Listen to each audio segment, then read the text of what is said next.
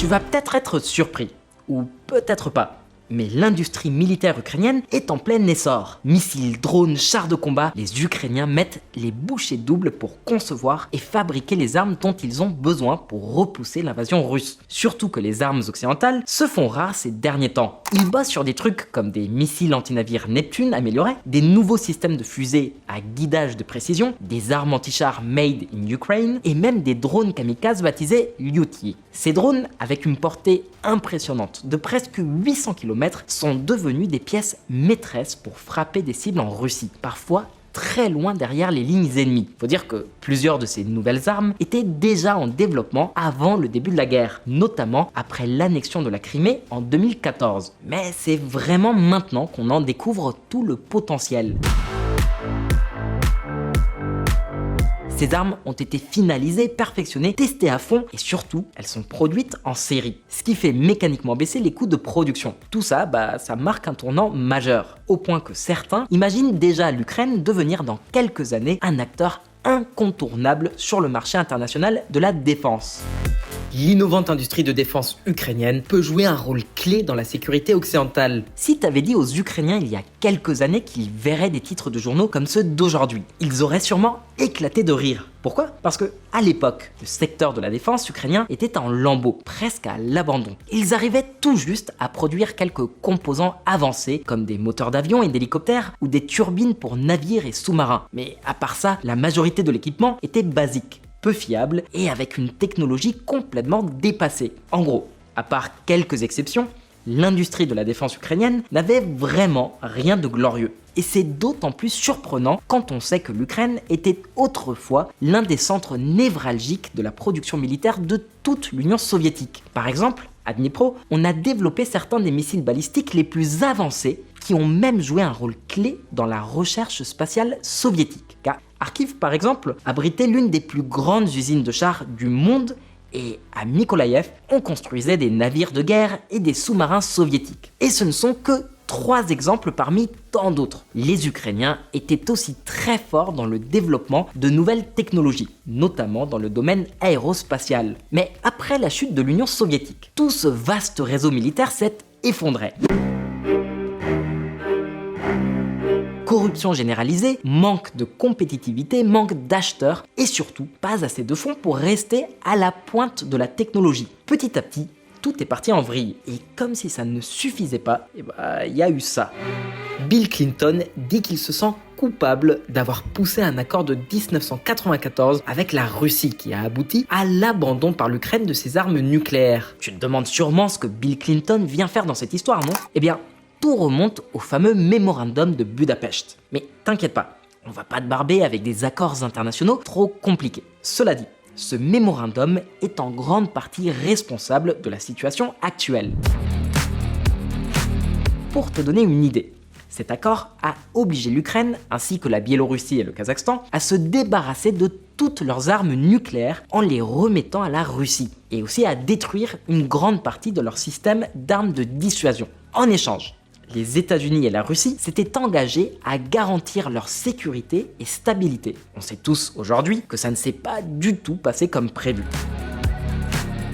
À l'époque, l'Ukraine était à sec financièrement. Les contrats de maintenance des forces stratégiques ont été remplacés par des contrats de démantèlement et avec cet accord de sécurité censé les protéger, ils ne voyaient pas vraiment l'intérêt de maintenir une industrie militaire moderne et performante. Pire encore, les présidents pro-russes qui se sont succédés en Ukraine ont délibérément laissé tomber ce secteur pour ne pas froisser Moscou. Aujourd'hui, on sait que c'était une grosse erreur, mais à l'époque, la réalité était très différente. Tiens, regarde ce graphique pour mieux comprendre.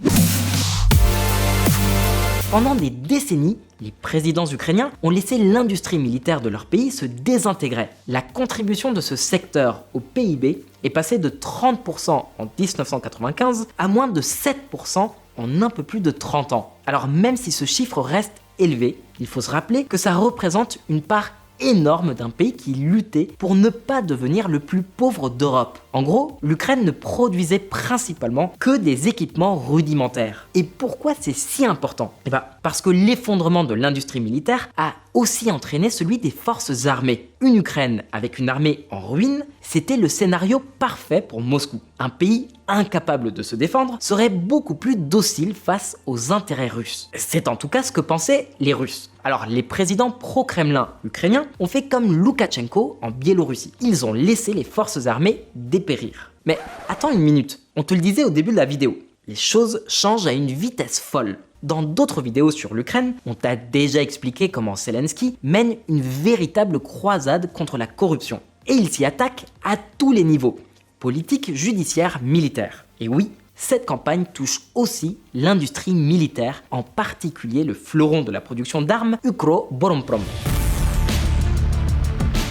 Alors, Ukroboronprom est un consortium d'États créé en 2010 après la fusion de deux entreprises publiques, Véhicules blindés d'Ukraine et Services technologiques militaires. Cette fusion est intervenue après que ces entreprises aient été littéralement parasitées par des fonctionnaires corrompus qui prenaient des pots de vin pour acheter des matériaux à des prix exorbitants, voire les volaient pour se construire des dachas.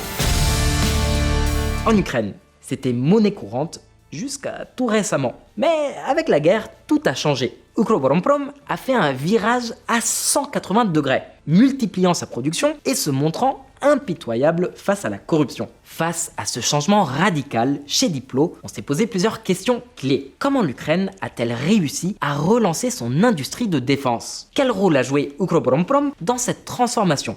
Et surtout, est-ce que l'Ukraine pourrait devenir le prochain grand centre d'armement de l'Europe une fois la guerre terminée? Et garde un œil sur cette dernière question. Mais avant d'explorer toutes ces questions, je t'invite à t'abonner, à liker et à partager, tu connais la rengaine. Et surtout, si tu as envie de taper la discute, tu peux écrire un commentaire ou nous envoyer un DM sur Insta. Et finalement, si tu as envie de contribuer à l'aventure Diplometrix, je te laisse un lien pour notre plateforme de financement participatif dans la description. Allez, c'est parti.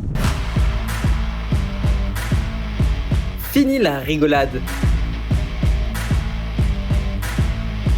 Il n'y a pas si longtemps, Ukroboronprom était l'incarnation même de l'inefficacité de la corruption et d'une technologie complètement dépassée. C'était une sorte de relique soviétique, un fossile. Mais ce qui était autrefois un fardeau est en train de se transformer en un véritable géant mondial de la défense, jouant désormais un rôle absolument crucial dans la résilience de l'Ukraine. Tu penses qu'on en fait un peu trop? Eh ben, on va regarder ça de plus près. Ukroboronprom rejoint pour la première fois les rangs des 50 plus grandes entreprises de défense mondiales. Et c'est pas tout.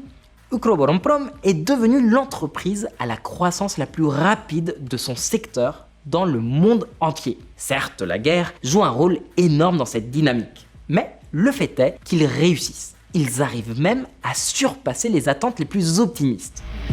En 2023, la production d'armes en Ukraine a triplé et au cours des 8 premiers mois de cette année, nous l'avons encore doublé par rapport à 2023. On est sur la bonne voie. Franchement, c'est surprenant. Bien sûr, on s'attend à ce qu'une entreprise d'armement augmente sa production en temps de guerre. Jusque-là, rien de choquant. Mais ce qui est vraiment impressionnant, c'est qu'au milieu d'un pays bombardé, avec des ressources limitées, Ukroboronprom a réussi un redressement spectaculaire. Non seulement ils produisent beaucoup plus, mais la qualité de ce qu'ils fabriquent s'est considérablement améliorée. Il paraît que la menace aiguise l'esprit. Et dans ce cas, c'est devenu l'une des clés de la résilience ukrainienne. Alors, comment ont-ils fait? Eh bien, une des étapes cruciales a été la transformation d'Ukroboronprom en 2023. Ils l'ont converti en une société par action, appelée Industrie ukrainienne de la défense. C'est peu original, j'en conviens. Alors même si l'État reste pour l'instant l'unique propriétaire, ce changement a totalement métamorphosé la façon dont l'entreprise fonctionne, presque comme une boîte privée. Par exemple, ils ont mis en place un conseil d'administration soumis à des règles et exigences similaires à celles du marché privé, avec plus de transparence, des professionnels expérimentés et un recrutement de talents pointus. Ah, et aussi une lutte implacable contre la corruption. En gros, tout ce qu'on attend d'une société moderne et compétitive. Mais l'importance d'Ukroboronprom ne se limite pas à la simple production. L'entreprise modernise et répare aussi des chars et véhicules blindés directement sur le champ de bataille, devenant ainsi un acteur clé dans la guerre. Non seulement ils produisent des armes, mais ils permettent aussi de redéployer rapidement des équipements réparés, ce qui fait une énorme différence sur le terrain.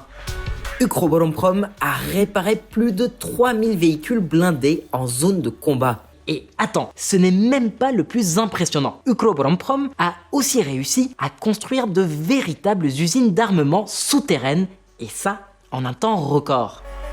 Le ministère ukrainien des industries stratégiques a construit un réseau classifié d'usines souterraines pour produire des armes. Et les entreprises de défense ont été déplacées sous terre en raison de destruction à grande échelle au cours des premiers jours de la guerre. Certaines usines sont complètement souterraines, d'autres sont camouflées, cachées par d'immenses décors. C'est comme ça que l'Ukraine a réussi à produire des munitions, des drones, des missiles anti-navires Neptune, des missiles anti-chars Stugna et même des véhicules blindés de transport de troupes Kozak sous terre. Mais encore une fois, attends parce qu'il y a encore mieux. Les Ukrainiens ne considèrent plus leur industrie de défense comme un club fermé de quelques producteurs contrôlés par les vieux oligarques. Aujourd'hui, ils signent des alliances et des accords avec l'industrie occidentale pour obtenir des financements, du savoir-faire, des licences technologiques et des équipements de production avancés. Un exemple concret, l'alliance récente avec le géant allemand Rheinmetall pour produire des véhicules blindés directement en Ukraine. Et c'est là qu'on voit peut-être l'un des meilleurs coups du gouvernement de Zelensky. Il transforme la guerre en une énorme opportunité pour les entreprises locales, mais aussi internationales. Alors oui, je sais ce que certains pensent. La guerre, une entreprise? Comment peut-on dire ça sans scrupule? Mais soyons clairs ici, on parle d'incitation. En faisant de la guerre un business pour les entreprises d'armement, le gouvernement Zelensky parvient à attirer plus d'investissements, à augmenter la production et à stimuler l'innovation. Évidemment, tout ça renforce considérablement la position de l'Ukraine. Et devine quoi? Pendant que l'Ukraine se renforce, la Russie, elle, va dans la direction opposée. D'après le procureur général, la Russie a nationalisé 15 entreprises de défense depuis 2023. Au contraire, Ukroboronprom ne s'arrête pas là. Ils viennent même d'ouvrir leur premier bureau international à Washington. Et pourquoi? Parce que, comme le disent les Ukrainiens, ce n'est pas juste une stratégie à court terme. Leur objectif est clair, devenir un acteur majeur de l'industrie militaire, non seulement maintenant, mais aussi une fois la guerre terminée. Ils ont compris que cela leur permettrait de faire deux choses essentielles. 1. Tirer parti des destructions pour générer des revenus en dollars, ce qui sera crucial pour reconstruire le pays. Et 2. Développer une force militaire suffisamment dissuasive pour empêcher la Russie de tenter une nouvelle agression. Et tu sais quoi? Toute cette transformation, ce redressement spectaculaire, repose en grande partie sur une personne clé, Herman Smetanin. Alors, pour ceux qui suivent assidûment Diplo, le nom de Herman Smetanin vous est probablement déjà familier. On t'en parlait récemment dans cette vidéo sur le changement de gouvernement en Ukraine. Il y a quelques semaines seulement, Smetanin est devenu le nouveau ministre des industries stratégiques de l'Ukraine. Et tu vas vite comprendre pourquoi il mérite ce poste. Avant de devenir ministre, Smetanin était le PDG d'Ukroboronprom. Mais même s'il a pris les rênes du consortium de défense qu'en juin 2023, ses résultats sont déjà impressionnants et c'est grâce à lui qu'une toute nouvelle philosophie de gestion a été introduite. Souviens-toi qu'on a aussi parlé de la Russie, où le Kremlin nationalise de plus en plus d'entreprises militaires et centralise tout. Et l'Ukraine, sous l'impulsion de Smetanin, fait exactement le contraire.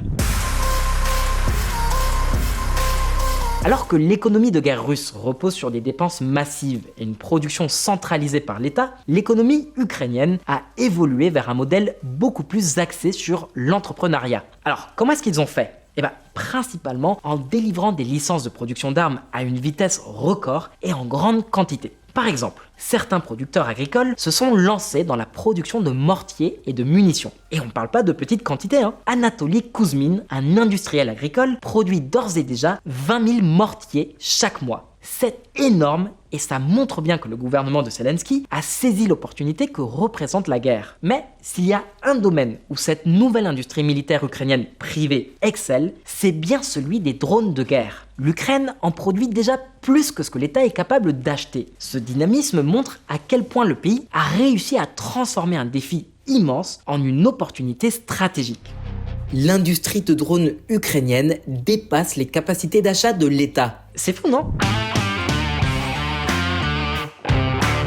En Ukraine, que ce soit 3 potes dans un garage ou une petite équipe dans un atelier local, tout le monde a carte blanche pour produire des drones militaires. En temps de guerre, toutes les initiatives sont les bienvenues, avec des délais d'exécution ultra rapide, une bureaucratie réduite au minimum, des allègements fiscaux et même des subventions allant jusqu'à 25 000 $ par projet, des programmes gouvernementaux comme Brave One et d'autres mesures ont permis de faire émerger une véritable industrie militaire privée. Aujourd'hui, 9 entreprises sur 10 qui fabriquent des drones en Ukraine sont des entreprises privées. Et ça, c'est quelque chose que le gouvernement ukrainien adore. Ils ont compris qu'en misant sur cette dynamique entrepreneuriale, ils pourraient non seulement booster leur production de drones, mais aussi renforcer leur industrie de défense à long terme.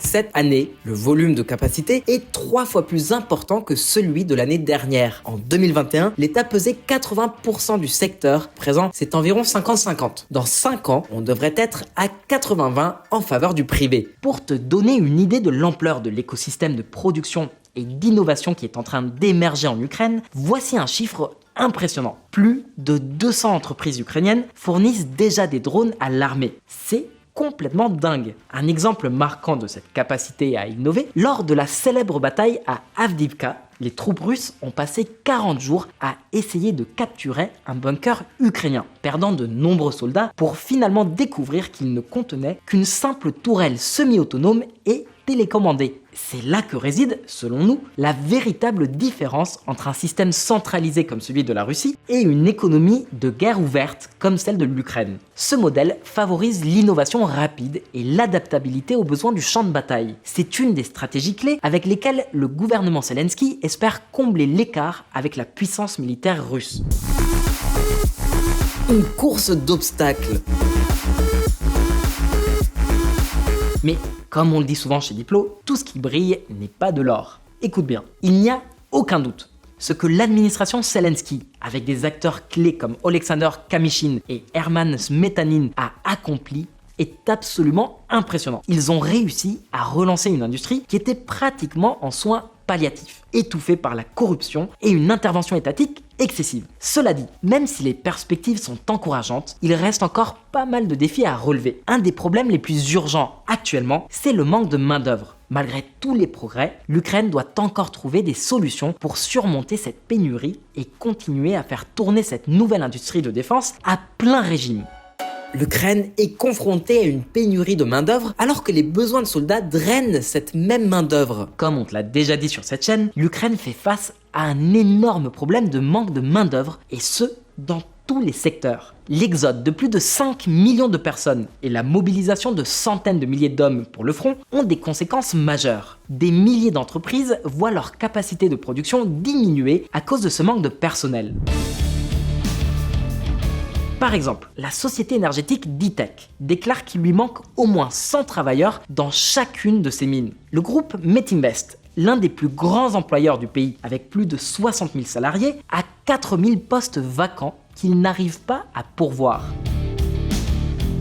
Et n'oublie pas l'élément crucial. Contrairement à d'autres secteurs, celui de la défense dépend presque entièrement des dépenses publiques. Et ces dépenses, en Ukraine, sont largement conditionnées par la solidarité des alliés internationaux. Par exemple, en 2023, l'Ukraine avait un budget de défense de près de 65 milliards de dollars, soit plus que des pays bien plus riches comme la France, le Japon ou la Corée du Sud. Tout cela a été rendu possible grâce à l'aide internationale. Tu te rappelles ou pas quand on a souligné dans une vidéo précédente à quel point il est crucial de maintenir ce flux financier ouvert? Pour l'Occident, le coût est relativement faible, mais le résultat pourrait changer non seulement l'issue de la guerre, mais aussi la sécurité en Europe et l'industrie militaire mondiale. Il est essentiel de soutenir l'Ukraine, non seulement avec de l'argent, mais aussi, pourquoi pas, avec des commandes à moyen et long terme pour cette industrie militaire naissante. L'Europe et les États-Unis doivent agir comme des investisseurs en capital risque pour soutenir la croissance de cette industrie au-delà de la guerre, parce que le résultat serait gagnant pour tout le monde. Sauf pour la Russie. Gagner la guerre, reconstruire l'Ukraine, renforcer la sécurité de l'Europe et réarmer l'Occident.